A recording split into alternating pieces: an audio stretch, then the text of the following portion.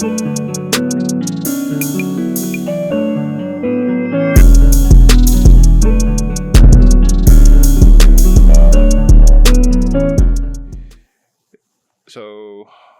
Cassie got cross-examined today in the Diddy trials.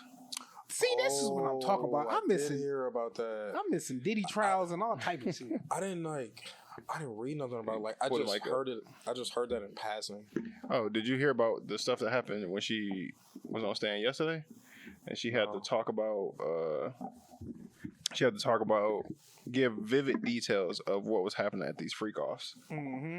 And YouTube purposes, I gotta watch how I say it, so that way we don't get our video down. But like Diddy he had the chair in the room, in the corner of the room, Getting this good cocoa. Yeah, he was I don't know if we can say that word, but he was in the corner. In the corner. Sometimes he would wear blindfolds and want her and the male escort to be describing what's going on.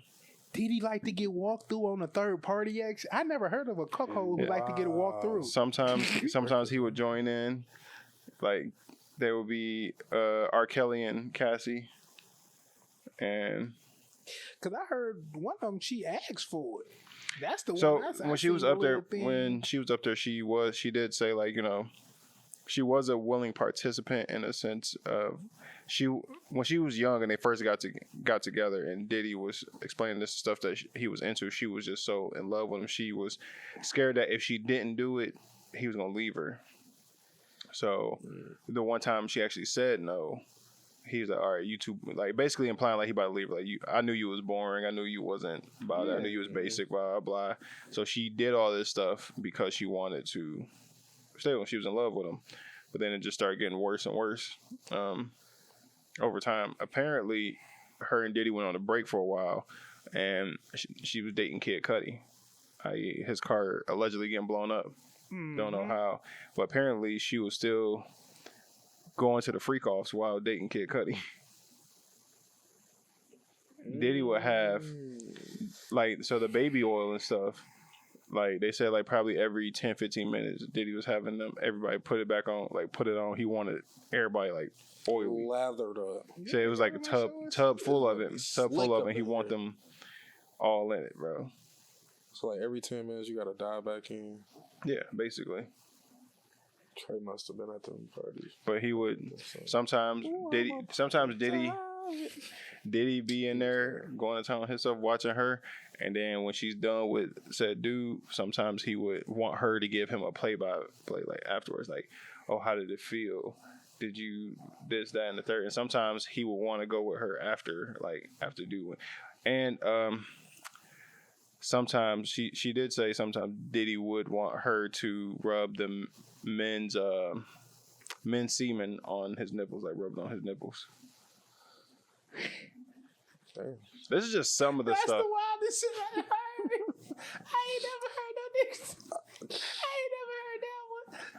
That's the kink for me. She said this on the stand. I ain't never. On record saying this. Yeah. I wonder when was his first time when he realized he was into that? Like, I like other men's semen rubbed on my nipples. Like, I feel like it can't be just the literal sensation. It's got to be, like, it's got to be something mental, like metaphysical going on. Because it's not just a physical aspect. Because it's like, I can't speak from personal experience what that would feel like. But, like, how good can it feel? Kayla, depending on your kink, though. That's the kink. It's a lot of stuff that we'll be looking at like, I don't even see how that would feel good to a person. But that actually, I don't know. I wonder if he might have gave head for the first time. The guy nutted on his titties or something. He rubbed it in, and that might be where he got it from. I don't know. Kayla, she, what was it? It'd be times we just sitting at home or whatever, and she'll like rub her hand across my nipple. She's like, "Do you like that?" I'm like, "No, actually, like, stop. Like, it don't do nothing for me." And she like, some dudes like this. I'm like, I guarantee they do. I'm like, but I'm not one of them. And apparently found out Diddy like this. Like, not only do you like your nipples rubbed, you want other men's. Yeah. That's where the disconnect started coming at. Cause like, what is it about a man's nut for you?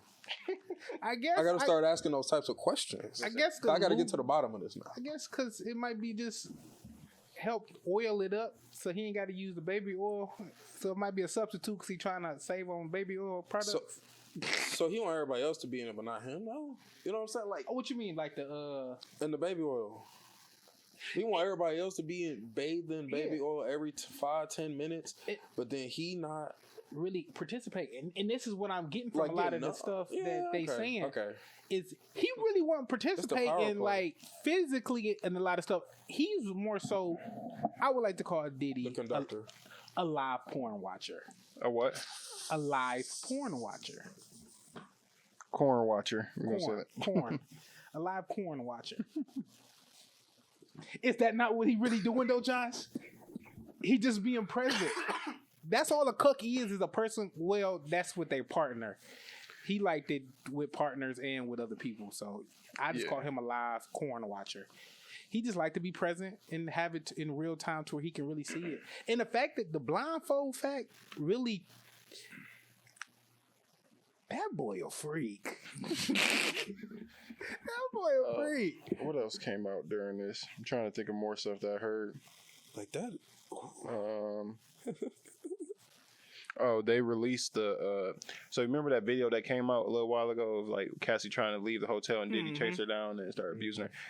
I think it was TMZ or the courts released a full 15 minutes of that whole thing. Bro, it was a security guard there the whole time watching this happen. Ain't do shit. Yeah. Apparently the security guard got the footage from the hotel, went home, and was showing his wife, and his wife and him was laughing. Yeah. That's wild. That sounds like regular people to me. Because most people in that situation, especially if you're a security guard and stuff, you're dealing with a high-powered man who, if this is your only job and only source of income, he can really get you damn near banned from doing security because he got enough connections to really stop you from doing whatever you're trying to do. Let me ask y'all this. So if you just a bystander just watching, especially if you in that position, security guards see a lot of stuff. Yeah. That they don't say stuff about. So that might have been light to him. It was one security guard years ago. He did a Vlad TV interview, and he said that Diddy, what?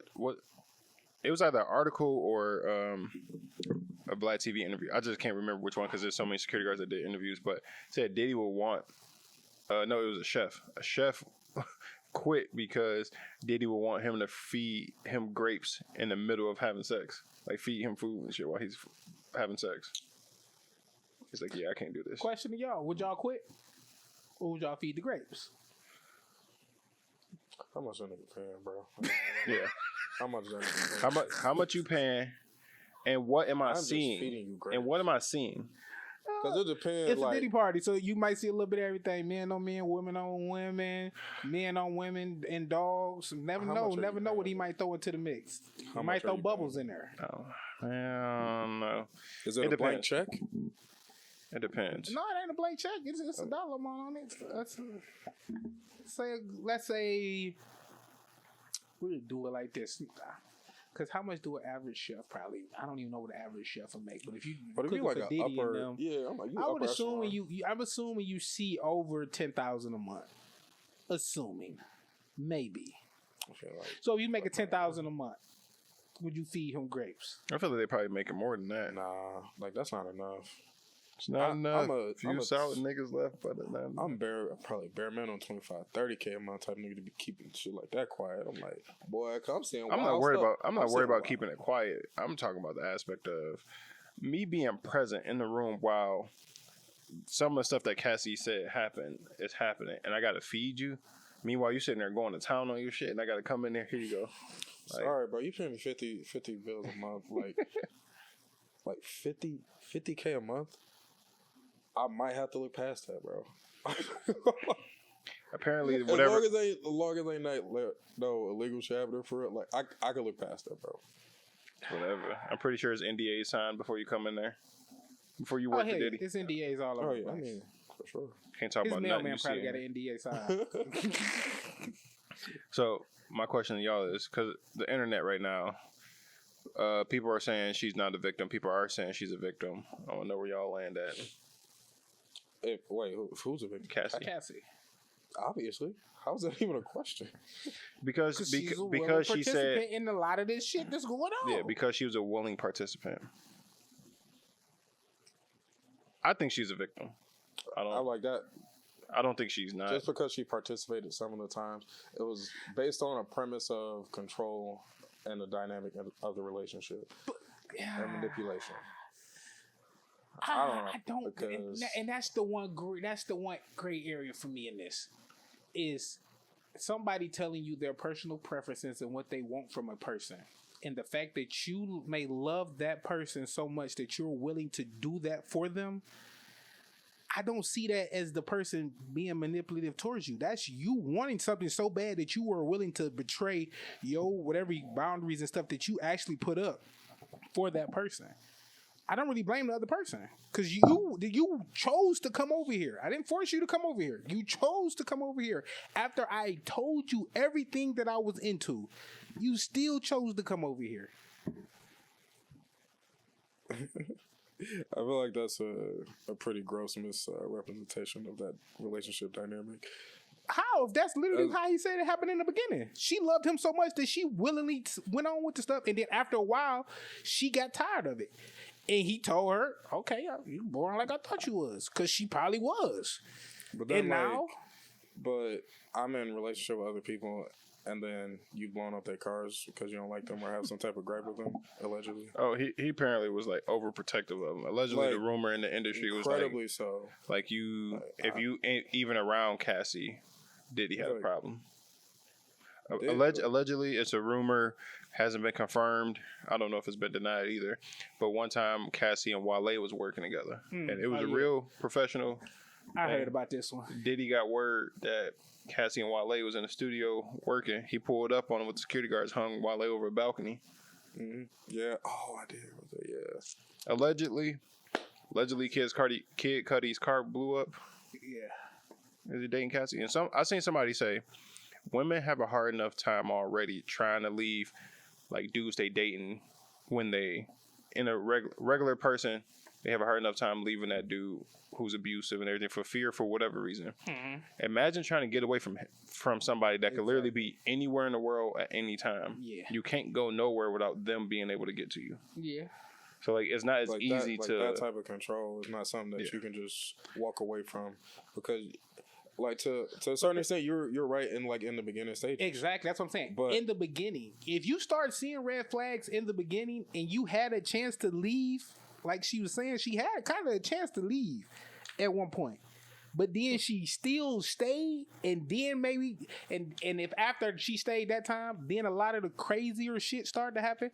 You had your red flags from the beginning. That doesn't then invalidate the victimhood. I kind of feel like, but that's like. Willingly being a victim, though.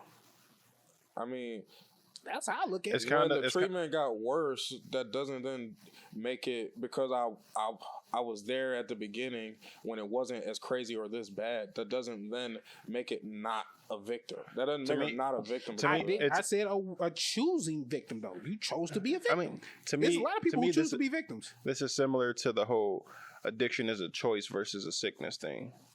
I think when you first try something, you trying it is a choice, but becoming addicted, I don't think anybody chooses to become addicted to something. It's like you start craving it, and sometimes there's like physically damaging repercussions to trying to cut off it. And I believe addiction is a choice up to a certain point. Then it becomes a sickness. Same thing with this, like Mondo saying. She was a willing participant at first in these things. The red flags was there. But as time went on, she became the victim. That don't make her not a victim, is what I'm saying. Like I said, I believe she is a victim. I never said she wasn't a victim. I said she chose to be a victim. Well, it's like the way that's worded and it can get used, it's like a way to devalue another person's story as a result. Like, yeah, I mean, she was young, she was a celebrity. I'm not like trying to paint her with rose tinted glasses or nothing like that. But at the same time, that it's not her fault that she ended up being abused by Diddy. It's not her fault. She got abused. I think all the physical abuse, emotional, manipulative abuse. I don't think she asked for that. Sexual abuse. I won't even say she even asked for that. She didn't ask But for that. If I tell you that these are my kinks, or you see my kinks like in real time, and you choose to stay around for it, and I want to one up my kink, because I feel like in general, you try something for long enough and you continue to do the same thing over and over, you want to try a little bit more. Not even necessarily sexual. Just anything in life in general. Yeah. You get tired of doing the same routine thing, so you want to try stuff a little bit more. And she was probably cool with the stuff at first, but then he wanted to one up it, and then this is where she kind of like, I want to back off. But then that's when the emotional manipulation started to come in. Like, I'm about to leave, and she's like, well, I don't want you to leave me. Type deal. Is that emotional manipulation saying I want to leave you because it's something I'm not getting something from this that I used to get? Yes. And how? Because if your intent is to try to keep the girl, no, because as many breaks as they've been on, the rumor around it is every single time they went on a break, Diddy was strong arming all the dudes that she was around, regardless. Yes, that part. So it's a emotional manipulation, because even if she called it quits and they left, and Diddy probably told her like, all right, cool, bye, see you. But then the moment she goes around somebody, I'm over here blowing up cars and doing all this other stuff. Now nobody want to be around you. Now you want to come back to me. Yeah. So that is I believe that is emotional. If that, yeah. That's fair. If all that shit going on, then 100%. But I was talking about in general. I was using this in general, not just in a situation. Like if a person telling you like, I don't want to be in a relationship no more because I'm not getting something out of this no more, I want to leave. And that person choose to stay with you and go along with whatever you're trying to do or whatever fantasy or stuff that it don't even have to be sexual. Yeah. I feel like it depends on the dynamic between the two in question, because if there's a known trend for doing this, then I feel like that is emotional manipulation. Because like if it's something that you're consistently playing like you know what, I'm done, like I don't really want to do this, and then let's say y'all both come together and come back around, it's not ever just a completely one-sided thing like I'ma just stay. It's like I'm gonna allow you to stay, because at a certain point, if you didn't want them around, you would just say, like, if you genuinely didn't want them around, you would just say, nah, actually I'm good, and then go get with somebody else then. Yeah, I mean, but you can still, but that don't take away from you. You can still want them, but you want this certain thing too while being with them. Yeah, and you telling them, okay, you're not willing to give this no more. Okay, you can go. But if you still trying to do this, I'm cool with you being here. But also too, that's a choice you got to make. We can't act like feelings don't play a part, because like I go like, all right, you don't want to do this. All right, cool. I want to be with somebody that can do this, and I break up with you. Yeah. Even though I broke up with you, the next for however long, my feelings for you are still gonna be there. She might still be hitting me up or whatever. Or I still might be reaching out because like, damn, your feelings don't just go away. Mm-hmm. So it's not even necessarily. I believe it's emotional manipulation when I'm telling you like I'm breaking up with you, and then the moment you like, okay, cool, now I'm begging you to come back, because not like, or allegedly what Diddy's doing, we break up and I'm strong arming and I'm checking every dude that's emotional manipulation, because you really didn't want to break up, you just wanted her to agree to it, like that type deal. So I agree with that 100%. Yeah, Diddy definitely was emotionally manipulating her, obviously physically, because we saw the videos, they read the text messages and stuff, all this stuff, like because with Cassie, with Diddy, when he was doing Making a Man. Or before or after? I don't know. Because she was 21 when they first got together. He was 38. So I don't know. They've been together 10 years. 11, I think. Yeah, 10 or 11. Apparently, somebody from Making a Band is about to take the stand like tomorrow. Can't remember her name. But it was one of the ladies who've been talking about Diddy for years. She about to take the stand. So look, watch this trial. Bro, it's wild. I believe Cassie is a victim. For all the people saying she not, I can understand people saying she not because she said she was a willing. There's a lot to come out about the Cassie situation that we don't know yet too. Yeah. So that's what I'm saying. We got. This shit get tricky. I mean, it's hard to say like I was a willing participant in this, or like you with your homeboys and they said they about to rob the store.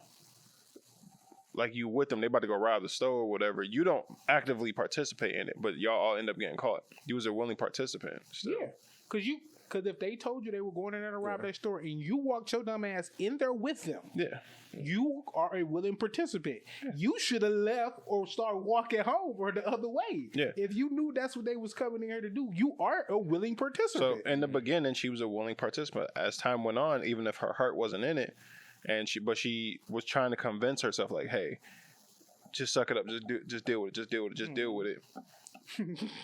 Like literally, suck it up. Bro, but this shit got me too though. Bro, some of the details is wild that was in there. I was just reading that stuff but I believe she was a willing participant at first. Then it became she became a victim. It's possible. That's how most victim stuff happens too. But that's it's always. I feel like it always has to start out with ignoring the red flags before the abuse actually ends up taking place. In general. Yeah. So I feel like it's almost like a misnomer to try and amplify that in Cassie's case when it happens all the goddamn time. But that don't make it right. It don't matter. It don't make it right. But they're trying to use that in this situation to invalidate her victimhood in that situation, and that's the problem. Like that's not right. It kind of. No, not kinda. No, not kinda, nigga. Cause this is different when it's Cassie. It's different when it's somebody famous. No, it ain't. That's what I'm saying.